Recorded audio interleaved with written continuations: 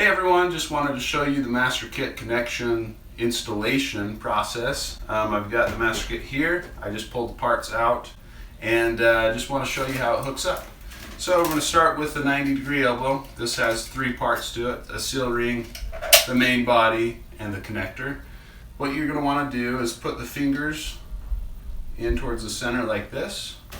Make sure your hose is all the way out so it doesn't get jammed together. And then you're going to take your connector piece, put the fingers on the inside so they're going to fold down onto the hose. You're going to take the body, the 90 elbow, and you're going to put it on the inside of the hose, just like that, until you hear a nice click. We're going to take the straight piece and do the same thing on that side.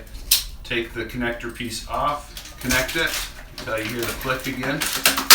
Should be a nice sturdy connection for you. And then we're going to show you how to hook up the dryer to the wall.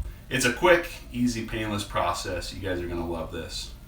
So I'm going to take the seal ring right here and I'm going to put it over the dryer vent. Just like so. And then you're going to take your 90 elbow piece and you'll just push it over the top. Give it a good push, make it nice and snug. Should be a nice connection for you. So next you're going to take your seal piece here to connect your straight piece onto the wall. It's going to stretch over the dryer vent.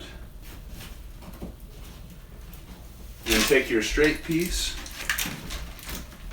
push it on, make sure it's a nice tight seal. To shorten the hose, make everything more efficient, take some wire cutters and snap through that wire on this, and this will just peel off. You can shorten your hose up, makes your dryer much more efficient. You don't have a big mess behind your dryer as well. Alright, so now we got it all connected. We're going to just push it against the wall and we should be ready to roll.